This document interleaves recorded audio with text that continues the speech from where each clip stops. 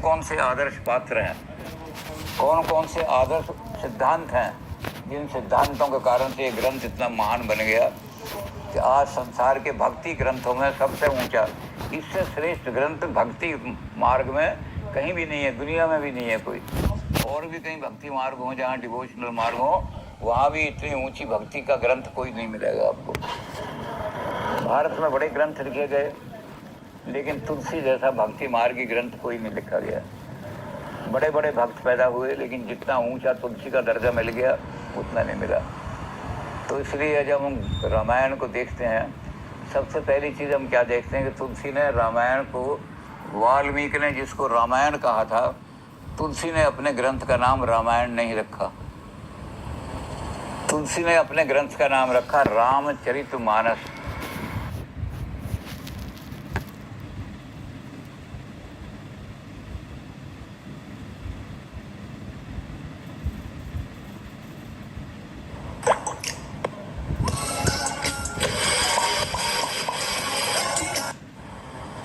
तुलसी ने अपने ग्रंथ का नाम रखा रामचरितमानस।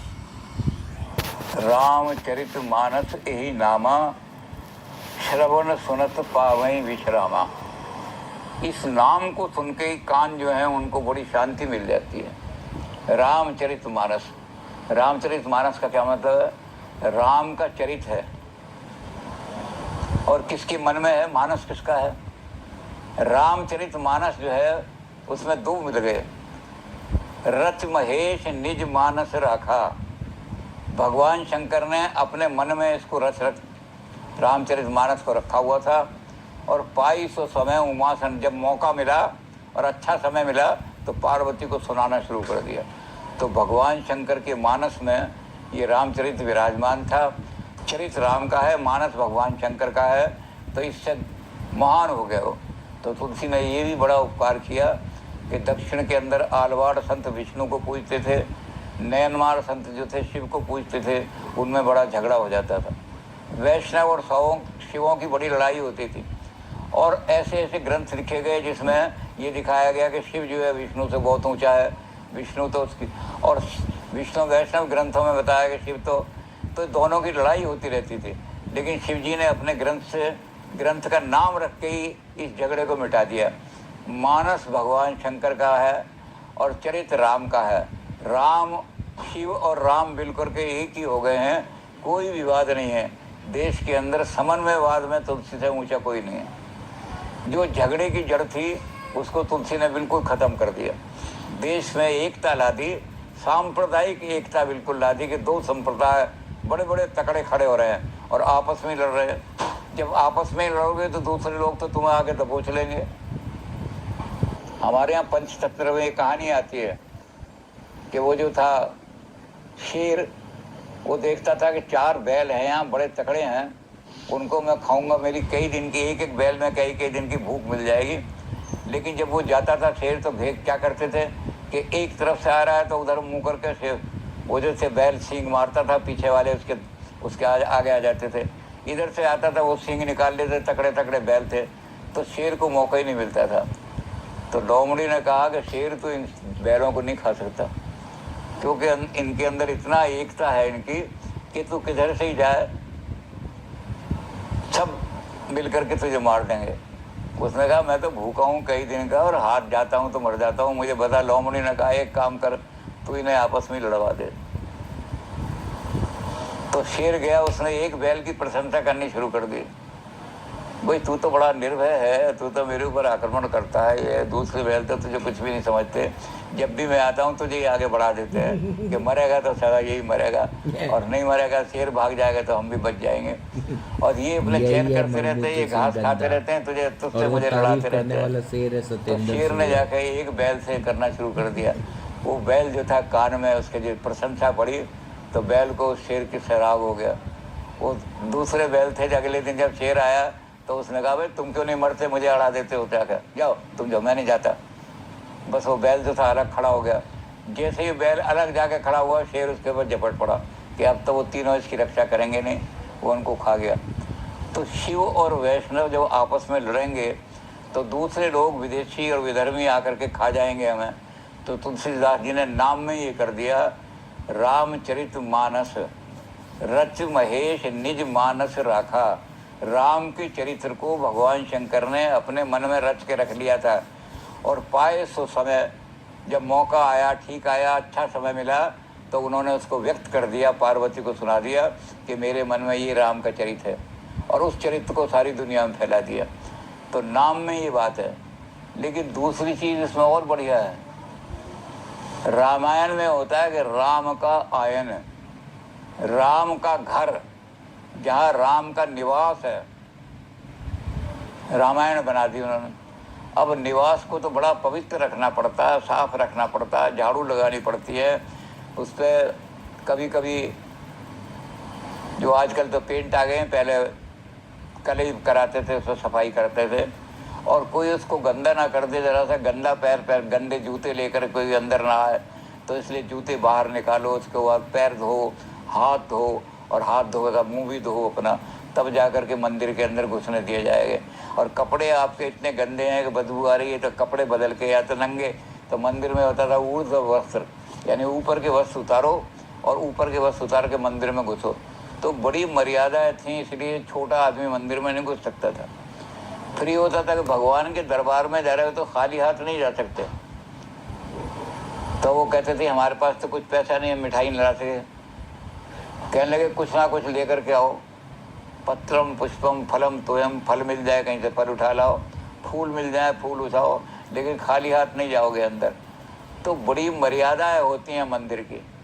भगवान का मंदिर जितना अच्छा बनाओगे, जितना विशाल बनाओगे, उतनी फिर मर्यादा ज़्यादा हो जाएंगी। दीवार पर तूने हाथ लगा दिया, दीवार गंदी हो गई, चल दीवार को ठीक कर, हाथ धो। तो छोटा मोटा आदमी मंदिर में घुसने की हिम्मत भी नहीं करता, वंचित रह जाता है। तो तुलसीदास जी ने कहा कि मैं इसको राम का मंदिर नहीं बनाऊंगा, मैं राम का निवास स्थान नहीं बनाऊंगा इसको अपने, मैं क्या करूंगा, मानस बनाऊंगा इसको, मान सरोवर। मानस का मतलब मान सरोवर। अब इस सरोवर को जब मैं बनाऊंगा तो जो आदमी सरोवर पर जाता है उसको ये नहीं करता कि पहले पैर धो के जाओ, बल्कि ये होता है वो तो सरोवर में जाके पैर धोता है। सरोवर में जाएगा तो पैर का मैल छूट जाएगा उसके, और मंदिर में होता है कि पहले मैल छुटा के मंदिर में तब आओ। तो तुलसीदास जी ने कहा कि मैं सरोवर बनाऊंगा तो कभी इधर से कोई आदमी आएगा तो उसकी कोई जात नहीं पूछेगा, गोत्र नहीं पूछेगा, वो जाके सरोवर में हाथ भी धो लेगा, पैर भी धो लेगा, अपना कुल्ला भी कर लेगा, आचमन भी कर लेगा। तो किधर से, फिर दूसरी तरफ ये मंदिर का तो द्वार है, उस द्वार से ही आपको आना पड़ेगा। वहाँ द्वारपाल खड़े हैं, वहाँ आपका गोत्र पूछेंगे, जाति पूछेंगे। सरोवर में कोई ऐसा गेट नहीं, कहीं से आ जाओ, तो किसी भी जाति का आ जाओ कहीं भी, सरोवर में कोई सरोवर में नहीं पूछता। गंगा में हाथ डालने के जाओ तो कोई भी सफाई कर्मचारी है वो भी हाथ धो ले जा करके, कोई पंडित है वो भी हाथ धो ले जा करके, कोई और दूसरी जाति का कोई भी धो ले। तो सरोवर के अंदर कोई जात पात नहीं पूछी जाती, निर्धन हो या धनी हो ये भी नहीं पूछी जाती। कोई धनी है तो गंगा जी में इसलिए जाएगा कि गंगा का जल बढ़िया से ले आऊँ घर भाग, और जो गरीब है वो इसलिए जाएगा कि मेहनत करके आया हूँ तो अपने कपड़े वहीं धो लूँगा। तो जो गंगा जी, जो आप मंदिर में कहोगे तो पहले कपड़े साफ करो तब मंदिर में जाओ, जब आप सरोवर में जाओगे तो वहाँ जाके गंदगी दूर हो जाएगी, सारे मैल आपके दूर हो जाएंगे। कोई जाति पाति का प्रश्न नहीं होगा, कोई धनी निर्धन का प्रश्न नहीं होगा। तो तुलसीदास जी ने कहा कि मैं अपने इस ग्रंथ को सरोवर बनाऊंगा, ये मान सरोवर है, इस सरोवर में कोई आ जाओ, कहीं से आ जाओ, किसी तरफ से आ जाओ, जात पात पूछे ना कोई, यहाँ कोई जात पात नहीं पूछी जाएगी। तो तुलसी के रामचरित मानस का ये भी अर्थ है कि ये सरोवर बना दिया इन्होंने, इस सरोवर में कहीं किसी से कोई नहीं पूछता। और यहाँ ये है कि पहले हाथ धो कपड़े धो तुम आ जाओ, यहाँ ये होता है कि नहीं यहाँ आ जाओ, आपका मैल सारा ये सरोवर काट देगा। तो कितना ही मैल आपके अंदर जम गया हो, बड़े से बड़े पाप कब कर लियो, पाही ना गई कई गति पतित पावन, राम भज सुन सठ मना, गणिका अजामिल व्याध गीर गजादि तर पारे। राम का नाम पवित्र करने वाला है, ये मानस है राम का नाम, ये मंदिर नहीं है, ये मानस है। इस मानस में आने से हाथ धो करके, कपड़े धो करके, पैर धो करके पवित्र हो जाता है सारा आदमी। तो इसलिए तू देख ले, प्रसन्न देख ले कि जिन्होंने राम का नाम लिया, तुलसीदास जी कह रहे हैं, कौन आदमी है जो पतित से पतित, नीच से नीच गिरा हुआ था और उसका उद्धार नहीं हुआ। तो सबसे पहले किसका नाम लिया? गणिका। गणिका जो थी वेश्या, कोठे पे बैठी हुई है, वेश्या चला रही है, खुद भी पतित है और लोगों को पतित करती है रोजाना। पता नहीं कितने लोगों का पतन कर दिया उसने। तो एक दिन क्या हुआ कि एक आदमी जो पक्षी बेचता था, यही काम करता था पक्षी बेचने का, वो उधर से निकला तो तोता बोला, तोता बड़ी मीठे स्वरों में बोला। तो वो जो वेश्या थी उसने अपने नौकरानी से कहा कि देखिए तोता बड़ा अच्छा बोल रहा है, इसने तोते वाले को यहाँ ला बुला के।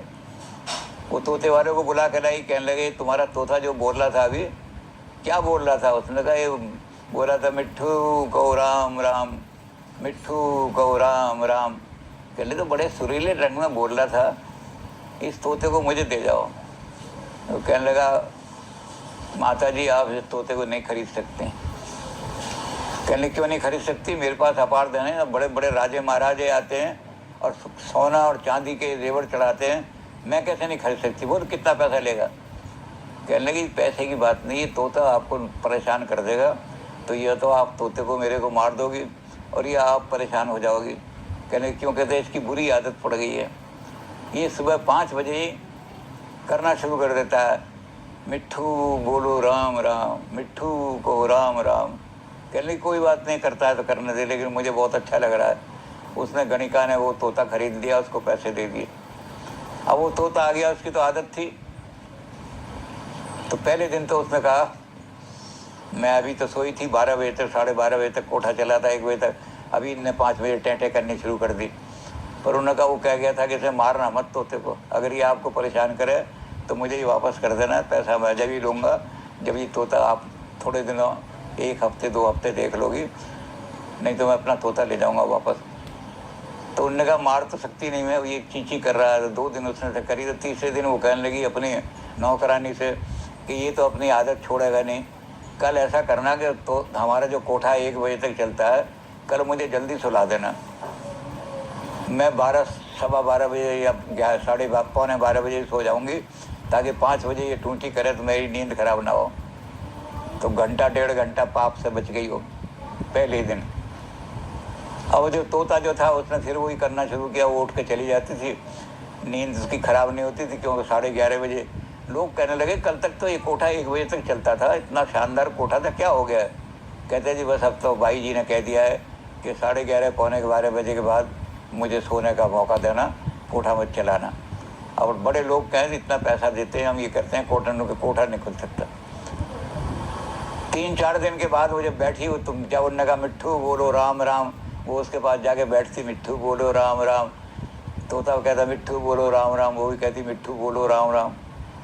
तो वो कहने लगे नहीं बांधी से कि मैं रात को इतना पाप करके, गंदा शरीर होता है मेरा और ये तोता जगा देता है मुझे, तो तू और ज़रा थोड़ी देर पहले जगा दिए, अगर नहा धो करके इसके मिट्ठू बोलो राम राम ऐसे शरीर से नहीं बोलनी चाहिए। तो मैं कल नहाने धोने का भी मौका मिल जाए तो कल मुझे 4 बजे जगा देना, ये 5 बजे शोर मचाता है, तो 4 बजे जगा देना, तो कोठा 10 बजे ही बंद कर देना। टाटा टी अग्नि का वही स्वाद वही जोश, अब सिर्फ 20 रुपए में। तो कोठा 10 बजे बंद हो गया। अब वो कहने लगी बिना नहाए धोए मिट्ठू राम राम नहीं कहना चाहिए, तो वो जाकर के नहाने धोने में टाइम लगा के वहाँ बैठती। तोता फिर जो था बोलता था सब, तो मुझे बोलता रहा तोता, तो उसने कहा कि अब मैं जब पाप करती हूँ इस शरीर से तो ये ठीक नहीं, नाम राम। तो उसने कहा कल से कोठा बंद करो। कोठा बंद कर दिया उसने, गणिका ने। तो पाई ना गति, राम नाम के लेने से पवित्र हो गई वो। ये नहीं हुआ कि पहले तुम पवित्र बनो, पहले ये गंदगी छोड़ो, पहले बुरे काम छोड़ो तब राम नाम छपोगे, बल्कि हुआ ये कि राम नाम की तरफ आओगे तो गंदगी अपने आप छुटती चली जाएगी। तो गांधी जी प्रार्थना सभा में बैठते थे शाम को, तो प्रश्नों के उत्तर दिया करते थे, और राम भक्त हो तो उनके यहाँ तो वही था, राम जी के नाम लेते थे। तो एक महिला खड़ी हुई, उस महिला ने गांधी जी से कहा कि गांधी जी मैंने कबीर का दोहा पढ़ा कि तुलसी माला कबीरा माला काट की यूं समझावे मोए, मन न फिरावे अपना तो काय फिरावे मोए। पहले मैं माला फेर रही थी, कबीर ने कहा कि काठ की माला जो तू फेर रही है इससे क्या फायदा होगा तुझे, तू अपना मन तो फिरा नहीं रही दुनिया से और माला फेर रही है, तुम क्या तुझे क्या मिलेगा, तो मैं माला फेरनी बंद कर दूं क्या। तो गांधी जी, क्योंकि हम भी गांधी जी की सभा में बैठ जाते थे जाकर, तो गांधी जी जो थे वो कहने लगे बेटी तुम ठीक कह रही हो, लेकिन तुम्हारी दिशा बड़ी अजीब तरह की दशा है। वो कहने लगे क्या, कहते एक आदमी जो था वो बाजार गया, वो बड़ा अच्छा साबुन रखा हुआ था वहाँ, उसने वो साबुन खरीदा, बड़ा सुंदर साबुन था, ऊपर से दिखाई दे रहा था, उस साबुन को लेकर घर आ गया और घर आके अपनी पत्नी को दिया कि आज मैं ये खरीद के लाया, देखो कितना अच्छा है। पत्नी ने वहाँ रख दिया। अगले दिन जब वो नहाने लगा तो पत्नी ने कहा इसमें बड़ी सुगंधी आ रही है, बड़ा अच्छा है, लो ये साबुन ले लो। कहने तू पागल है, मैं इतनी मेहनत करके आया हूँ, सारा पसीना और सारी ये मिट्टी जमी हुई है मेरे शरीर पे, और ये साबुन को इतने को नाश मारूंगा मैं इसका, इतना सुंदर साबुन। कहते उसने साबुन वहीं रख दिया। पत्नी कहने लगी तुम्हारा दिमाग खराब हो रहा है, इस साबुन से ही तो मैल कटेगा, ये तुम्हारे मैल जो जम गया है, इस मैल को पानी खार इतना पानी डालोगे 10 बाल्टी तब जाके छूटेगा, और एक बार साबुन लगा लोगे तो 1 बाल्टी में छुप जाएगा, तो साबुन किस लिए लाए हो, उठाओ। तो कहते बेटी उसने साबुन मला तो मैल छूट गया। तो ये माला जपने से ही तो मन फिरेगा, पहले मन को फिराओ तब माला जपो, ऐसा कैसे काम होगा। कहते ये ऐसा ही है। तो ऐसे ही कि राम नाम लेने से ही तो मैल कटेंगे सारे। मानसरोवर बना दो इसको, गंदे से गंदा भी आदमी मंदिर में नहीं जा सकता वो, लेकिन वहाँ सरोवर में आकर के सब अपनी गंदगी धो देगा। तो तुलसी ने अपने ग्रंथ का नाम ही ऐसा रखा जिस नाम से लोग जो थे प्रभावित हो गए कि वाकई ये तो मानस है, मानसरोवर है, मैं कितना ही पतित हूँ। गणिका अजामिल यही गीद है। अब गीद को तो क्या है, उन्होंने कहा गीद खगादम आमिष भोगी, सब परिंदों में सबसे नीच परिंदा गीद माना जाता है, और आमिष भोगी मांस खाता है मरा हुआ। लेकिन राम की भक्ति के कारण से क्या हुआ, जब उसने राम की भक्ति की और राम के लिए अपना प्राण न्यौछावर कर दिए, धर्म के लिए प्राण न्यौछावर कर दिए। और कैसे कर दिए कि उसने, गीत ने कहा कि महाराज मैं दोनों पंख से उड़ रहा था, रावण ने पहले मेरा एक पंख काटा, मैं नीचे गिरा, फिर भी मैंने एक पंख से उसके ऊपर आक्रमण किया, दूसरा पंख भी काटा, फिर भी मैंने कहा कि मेरे होते हुए दुनिया में अन्याय नहीं हो सकता, धर्म के लिए जान देने के लिए मैं खड़ा हुआ हूँ।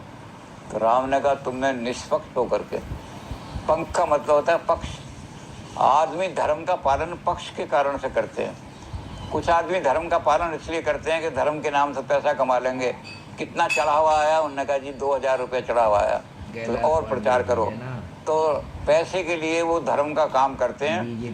श्रद्धा धर्म में नहीं होती, उनकी श्रद्धा पैसे में होती है। यहाँ अच्छे लोग नहीं हैं, यहाँ पैसा नहीं चढ़ेगा, यहाँ नहीं हम करेंगे इकट्ठा, कहीं और करेंगे इकट्ठा। तो उनका एक पक्ष तो होता है वित्त का, धर्म की का प्रचार करने वाले पैसे के लिए प्रचार करते हैं, और दूसरा पक्ष होता है लोकेशना का, मैं धर्म का प्रचार कर रहा हूँ तो मेरे बड़े बड़े पोस्टर छपने चाहिए, ये भी कैलाश, बड़े बड़े ग्रंथ छपने चाहिए। और तुम जैसे महान आदमी के जो धर्म के लिए लड़ रहा है, राम के लिए लड़ रहा है, और दोनों पक्ष त्याग दिए तुमने। तो निष्पक्ष होकर के जो राम के लिए भक्ति करता है, तुलसी ने कहा गीत को गोद उठाए दया निधि, बारिद लोचन में भरी बारी, हाथ से पंख समारत जात, जटायु की धूर जटान से झारी। भगवान ने फौरन ही उसको उठा के अपने गोद में बिठा लिया। ये नहीं पूछा तू मांस खाता है तुझे बिठाऊंगा। राम ने कहा धर्म के लिए बलिदान हो सकता है तू, और निष्पक्ष रूप में बलिदान हो सकता है। कोई पक्ष नहीं, कोई खबर छापने वाला नहीं वहाँ कि अखबार में छापेगा, कोई प्रतिष्ठा लोकेशना की बात नहीं, मुझे पैसा मिलेगा इसकी भी कोई बात नहीं। तो जो पक्ष त्याग करके निष्पक्ष होकर के और धर्म के लिए लड़ते हैं, तुलसी ने कहा कि ऐसे लोगों को राम अपनी गोद में बिठा लेते हैं। तो गीद को गोद उठाए दया निधि। अब जब गोद में लिटाया तो देखा इसके तो जख्म लगे हुए हैं, तो लक्ष्मण जी से कहने लगे लक्ष्मण इन जख्मों को धोने के लिए गरम गरम पानी डालो, नहीं तो इन पर तकलीफ होगी, ठंडा पानी डालने से दर्द होगा, कहीं से गर्म पानी लाओ। तो लक्ष्मण जी कह रहे हैं जंगल में देखता हूँ कहीं घास मिल जाएगी, लेकिन अग्नि कहाँ से लाऊंगा। तो लक्ष्मण जी सोच ही रहे थे, राम ने कहा हो लक्ष्मण ने एक बात सुन। तो क्या कहते, मेरे जो अश्रु गिर रहे हैं ना, ये मैं जख्म पे गिराऊंगा इस पर, तो ये गरम गरम पानी गिरेगा। तो और कहने लगे इसको कैसे गिराऊंगा, बारिज लोचन में कटोरी में पानी गर्म करते हैं ना, तो कहते माँ यह करती थी तेरी नेत्र कमल जैसे हैं। तो माँ मेरे नेत्रों को कमल जैसी कहती थी, कमल की पत्री कटोरी जैसी होती है। तो मैं वो गर्म जो आंसू हैं जो गिर रहे हैं उनको पहले अपने आँख के कमल के गिरूंगा और फिर वो यहाँ आंसू डालूंगा गरम गरम। तो भगवान रो रहे हैं उस आदमी के लिए जिसने बलिदान किया अपना धर्म के लिए। बारिज लोचन में भर बारी। तो गीत कहने लगे मेरे जख्मों को बड़ी शांति मिल रही है, गरम गरम पानी से मेरे कोई जख्म धो रहा है। कौन धो रहा है? राम ने कहा कोई नहीं, चिंता करो। और फिर क्या हुआ, जब जख्म धुल गए तो मिट्टी जमी हुई थी दिखाई दी। तो फिर उन्होंने लक्ष्मण से कहा कि लक्ष्मण, मिट्टी को धोने के लिए अगर कोई हार्ड चीज़ से हम धोएंगे तो चोट लगेगी, कोई सॉफ्ट चीज़ देखो, रेशम वेशम मिल जाए तो लक्ष्मण ने कहा मैं अपना देखता हूँ कपड़े को जो पहना हुआ है इसको फाड़ूँ, मुलायम हो। तो फिर राम ने कहा कि नहीं, कपड़ा वपड़ा फाड़ने की जरूरत नहीं। तो गीध को गोद उठाए दयानिधि, बारिज लोचन में भर भारी। आँख में आंसू आ गए, गरम गरम आंसू गिरने लगे और नेत्र कमल कटोरी की तरह से उसमें आंसू भर करके गीध के जख्मों पर डाले। और फिर क्या हुआ कि अब हाथ से पंख संवारत जात, अब जो मट्टी है उसको हाथ से संवारा तो क्या हुआ कि कोई सॉफ्ट चीज़ चाहिए लक्ष्मण। तो जटान की धूल जटान से झारी। कहने लगे लक्ष्मण मेरे बाल जो हैं रेशम जैसे कोमल हैं। तो जटाएं खोल दी अपने और जटाओं को खोल करके वो गीध के जो थे जख्म वो झाड़ने शुरू किए। और गीध को तो जटायु की धूल जटान से जारी, और इस तरह का काम किया। तो कहते हैं जो तुलसी कह रहे हैं कि जो पापी है जो मांस खा रहा है, लेकिन राम के लिए उसने अपना बलिदान दे दिया, धर्म के लिए बलिदान दे दिया, तो उसे वो गति मिली। राम की गोद में लेटने का मौका तो बड़े बड़े ऋषियों और मुनियों को नहीं मिलता। राम ने अपनी गोद में उसको लिटा लिया, अपने आंसुओं से उसके जख्म धोए, अपनी जटा खोल दी कि रेशम की तरह से इसकी मिट्टी साफ कर दूं मैं। तो कहते हैं तुलसी कि जो इस मानस में आकर के अपने आप को धोएगा उसके तो पाप अपने आप धुल जाएंगे। तो इसका नाम उन्होंने मानस दोनों तरह से कर दिया, शिव जी का मानस और इधर ये मानसरोवर। तो मानसरोवर बना दिया तुलसीदास जी ने। तुलसी का ग्रंथ मानसरोवर है। छोटा हो बड़ा हो, धनी हो निर्धन हो, ब्राह्मण हो शूद्र हो और कोई पिछड़ी जाति का हो, कितना ही मलिन हो कितना ही गंदा हो, सब मानसरोवर में जाकर सभी तो दो डुबकी लगाई मानसरोवर में और कपड़े जरा धोए, सब साफ हो गए। तो पापी से पापी आदमी को भी निर्मल बना देगा। आपको मंदिर में जाने से पहले सफाई करनी पड़ेगी, अपने एक एक चीज़ साफ करनी पड़ेगी, धोना पड़ेगा, पैसे लाने पड़ेंगे कहीं से, यहाँ कोई पैसे की ज़रूरत नहीं। तालाब में डुबकी लगाने जाओगे तो एक पैसे की ज़रूरत नहीं, खूब डुबकियाँ लगा के मैल सारा छुटा दो। तो तुलसी ने कहा कि ये आम आदमी के लिए, जनता के लिए, सारी जनता के लिए, निर्धन धनी सबके लिए सुलभ हो जाए राम भक्ति, अध्यात्म का मार्ग सबके लिए सुलभ हो जाए। कोई ये ना देखे कोई पैसा लेकर के भगवान के पास आएगा मंदिर में, कोई साफ होकर के बढ़िया कपड़े पहन के आएगा मंदिर में, वही मंदिर में घुसेगा। बल्कि कर दिया कि सरोवर है, कोई चले जाओ यहाँ पर। तो तुलसी ने अपने ग्रंथ का नाम भी ऐसा रखा जो कल्याणकारी नाम रखा। पहला तो यही चीज़ है, सबसे पहली चीज़ ग्रंथ का नाम।